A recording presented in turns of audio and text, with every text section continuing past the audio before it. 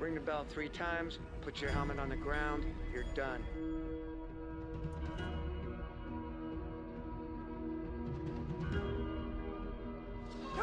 You don't make it, you do it again! Have you been tested this hard ever in your life? Never. Winning here is a conscious decision. Make up your mind whether you want to pass or choose to fail. All right, now, gentlemen, I'm going to introduce y'all to something called not being able to breathe. Andrew, come back. Come back to the light.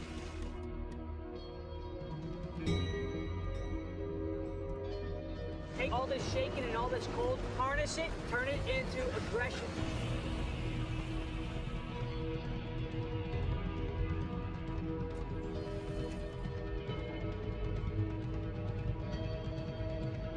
You just prove to your bodies, through your mind, that you can push yourself further than you thought possible.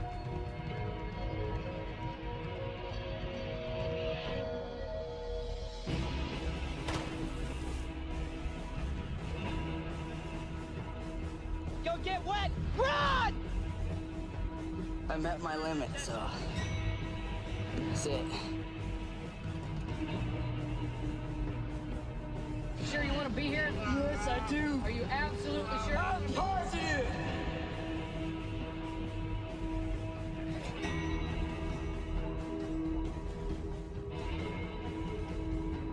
Whatever you have to do,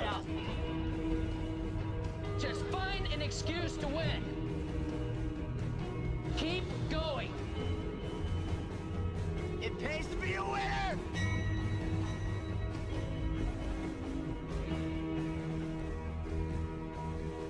I like having my buddies that I can depend on, and I would like for them to be able to depend on me. You guys are our band of brothers.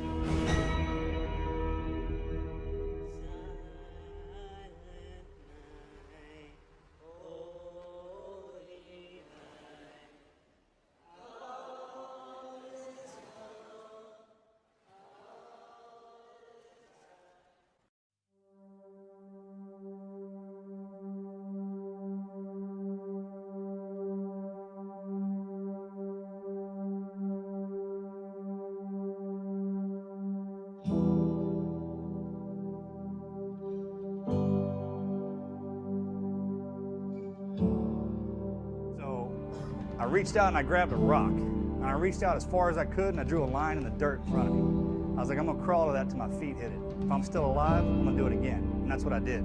I'd draw a line, crawl to it, my feet would hit it. I'd fall down a hill, I'd crawl up another hill, I'd draw another line. And I did that for 7 miles.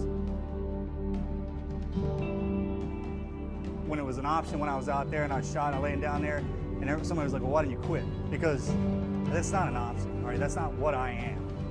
You understand what I mean? So if I'm a Navy SEAL, I'm a gunfighter, I'm a warfighter, and if I get shot and I can pick myself up, I'm gonna pick myself up till you shoot me again and kill me.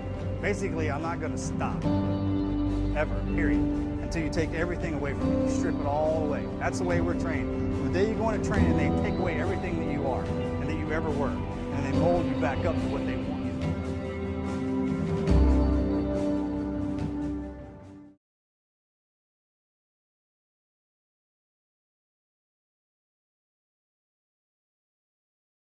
Mikey was out, had pushed out onto this this boulder out in the middle of the draw, and this wide open, no cover, no nothing. He was on our satellite phone. Luttrell saw his lieutenant make the call, a call Mike Murphy knew would likely cost him his life.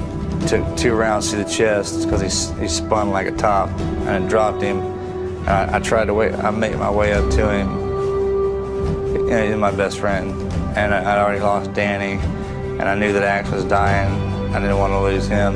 And then he started to crawl left. And I was out in the open, waving my hands. I was like, just come down to me. That's all I wanted him to do was just come down to me. And I heard his gun go off and a lot of gunfire in his area. I was trying with everything I had to get to him. And he started screaming my name. He was like, Marcus, man, you gotta help me. I need help, Marcus. That it got so intense that I actually put my weapon down and covered my ears because I couldn't stand to hear him die. All I wanted him to do was start screaming my name. And they killed him. And I put my weapon down in a gunfight while my best friend was getting killed. So that pretty much makes me a coward. How can you say that? Say what? Why do you think that? What I think, what? That putting your weapon down makes you a coward. Because that is a cowardice act, if you put your weapon down in a gunfight. You know, they say every man has his breaking point. I never thought I'd find mine. The only way you break a Navy SEAL is you have to kill us. But I broke right there. I quit right there. I don't know.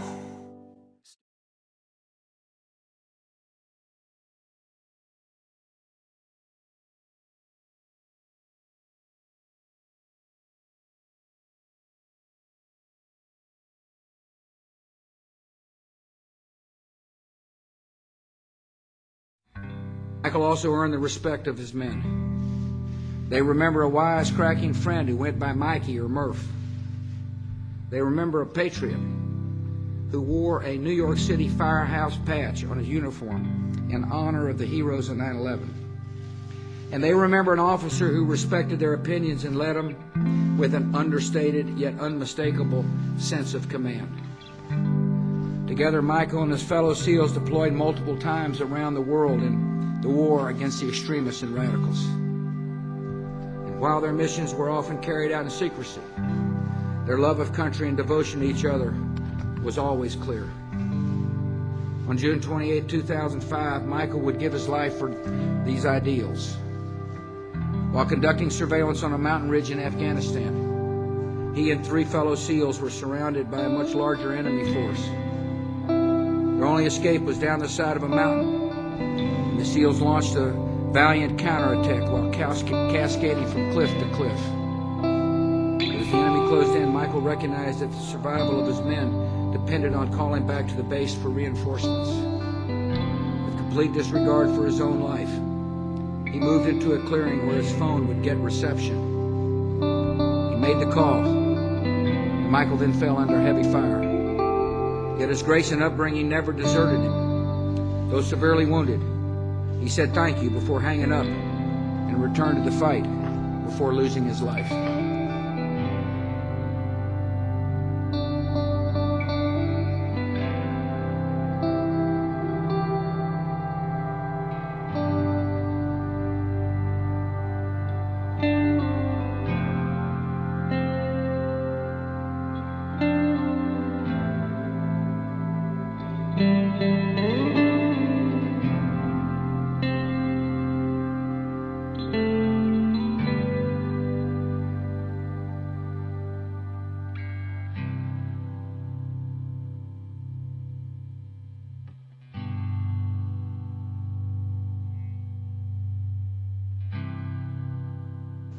When he was very little, probably when he was about 3 or 4, he used to tell my parents that he wanted to be a ninja when he grew up.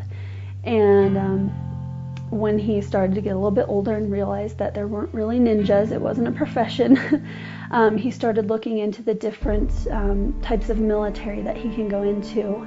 And the Navy SEALs are kind of known as the best of the best. And so that's, of course, where he wanted to be, was a Navy SEAL. If he was going to do it, he wanted to be the best of the best. It was just his niche. It was just his place to be. And we all knew that. There was nothing else in this world that would have fit him like the Navy SEALs did.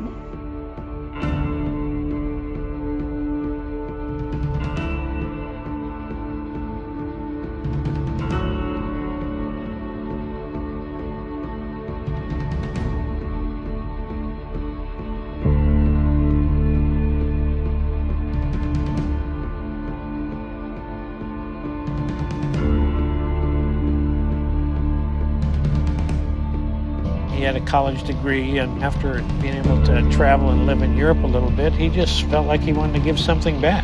I'm not ready to just sit behind a desk. I want to do something, but I want it to be challenging. My take on Axe was that Axe was, outside of work, probably one of the sweetest, coolest, a gentle soul. In work, you don't want to mess with him.